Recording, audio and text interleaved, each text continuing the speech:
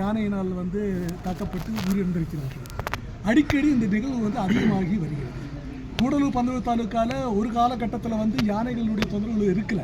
சமீப காலமாக கூடலூர் பந்தலூர் தாலுக்காவில் எல்லா நகரப்பகுதிகளிலும் விவசாயம் செய்கின்ற பகுதிகளில் யானை லட்சக்கணக்கான ரூபாய் இருக்கிற விவசாய பகுதிகளை நாசம் பண்ணுது, உயிர் பலிகளை கொடுத்துட்டு இருக்கோம். இது தொடர்ச்சியாக நடந்து கொண்டிருப்பதால் ஒவ்வொரு முறையும் 10 லட்சம் ரூபாய் நஷ்ட ஈடு மட்டும் கொடுப்பதால் இந்த பிரச்சனைக்கு நிரந்தர தீர்வு ஆகாது.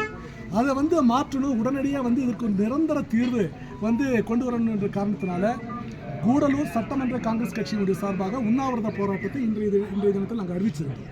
கோரிக்கைகள் 2 கோரிக்கைகள் தான்.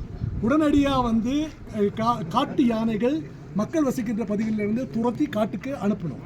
2வது புதியதாக சொல்லப்படுகின்ற யானைகள் வழித்தடங்களை மீண்டும் பரிசீலனைக்கு ஒப்ஜெக்ஷன்ஸ் எல்லாம் யாராக ரைஸ் பண்ணுறாங்களோ அதை பார்த்து தான் ஃபைனல் நோட்டிஃபிகேஷன் போடுறோம். இந்த 2 விஷயத்துக்காக தான் நாங்கள் போராட்டத்தை அறிவிச்சிருந்தோம். அந்த போராட்டத்தின் விளைவாக எம்பி அவர்கள், நமது நீலகிரி பாராளுமன்ற உறுப்பினர் எம்பி அவர்கள் நேற்று என்னை தொலைபேசியில் தொடர்பு கொண்டு உடனடியாக நான் இந்த பிரச்சனைக்கு தீர்வு காண்றேன், நீங்கள் அரசு அதிகாரிகள் எல்லாம் கூப்பிட்டு நான் இன்றைக்கு பேசுகிறேன், எல்லா உயர் அதிகாரிகளையும் வர சொல்லியிருக்கேன்னு சொன்னார். அதனுடைய அடிப்படையில் கூடலூர் காங்கிரஸ் கட்சியினுடைய முக்கிய நிர்வாகிகள், நமது மாவட்ட தலைவர் எம்எல்ஏ கணேஷ் அவர்களுடைய தலைமையில் நாங்கள் இங்கே வந்தோம். நாங்கள் பேச்சுவார்த்தைகள் நடத்துகிறோம். அதில் மாண்புமிகு நம்ம பாராளுமன்ற உறுப்பினரும் அதே மாதிரி சுற்றுலாத்துறை அமைச்சரும் உத்தரவாதம் தந்திருக்காங்க. அரசு அதிகாரிகள் இடத்துல பேசுனாங்க, மாவட்ட ஆட்சித்தலைவர் இருந்தார், அரசு அதிகாரிகள், ஃபாரஸ்ட் செக்ரட்டரி எல்லாமே இருந்தாங்க. எல்லாமே பேசி நிரந்தரமாக தீர்வு காணணும்னு சொன்னோம். நாங்கள் 2 கோரிக்கை தான் இவங்க முன்னாடி வச்சோம். ஒன்று பர்மனன்ட் சொல்யூஷன், எதிர்காலத்தில் இந்த பிரச்சனை உருவாகக்கூடாது. அதுக்கு ட்ரெஞ்சு 3க்கு 3 ட்ரெஞ்சு எல்லா கேரளாவில் மற்ற மாநிலங்களில் எப்படி எடுக்கிறாங்களோ 3க்கு 3 ட்ரெஞ்சு ஃபாரஸ்ட்டோடு சேர்ந்து எடுக்கணும். 1. 2வது சோலார் ஃபென்சிங் அதோடு சேர்த்து அமைக்கணும். இந்த 2 தான் இந்த நிரந்தர தீர்வுக்கான வழி.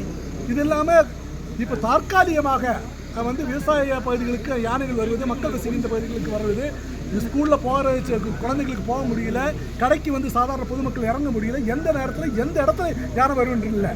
அதுக்காக கும்கிகளை 3-4 கும்கிகளை கொண்டு விட்டுருக்காங்க. இதனுடைய ரிசல்ட் ஒன்றுமே வர்றதில்லை. ஒரு சைட்லேருந்து விடுறாங்க, அதுக்கு அடுத்த நாளே யானை வந்துடுது. அதனால் அதுக்கு தேவையான சஃபிஷியன்ட் கும்கிகளை கொண்டு ஒட்டுமொத்தமாக மேன் பவர் இன்க்ரீஸ் பண்ணி, forest department man power increase பண்ணி இதை காட்டுப்பகுதிகளில் விரட்டி அடிக்கணுங்கிற கோரிக்கை வச்சுருக்கோம். நிச்சயமாக அதற்கான நிதியை தமிழக முதலமைச்சரிடத்தில் பேசி பெற்று தருவதாக மாண்புமிகு அமைச்சர் அவர்களும் அதே போல் எம்பி அவர்களும் உறுதி கொடுத்துருக்காங்க. நிச்சயமாக நல்லது நடக்கும்னு நாங்கள் எதிர்பார்க்கிறோம். எங்களுக்கு ஒரு குறிப்பிட்ட காலக்கெடுவுக்குள் தீர்த்து தர வேண்டும் என்று சொல்லியிருக்கிறோம். மழையாக இருக்கிறதுனால ட்ரென்ச் எல்லாம் எடுக்கிறது டிஃபிகல்ட்டிஸ் இருக்கும். எப்படியா இருந்தாலும் வித்தின் 3 மந்த்ஸ்க்குள்ளே எல்லாம் பர்மனன்ட் சொல்யூஷன் கொண்டு வரணும்னு சொல்லியிருக்காங்க. அப்படி அந்த பிரச்சனைக்கு தீர்வு காணாவிட்டால் காங்கிரஸ் கட்சி அடுத்த கட்ட போராட்டத்தை பற்றி கலந்து ஆலோசித்து முடிவு.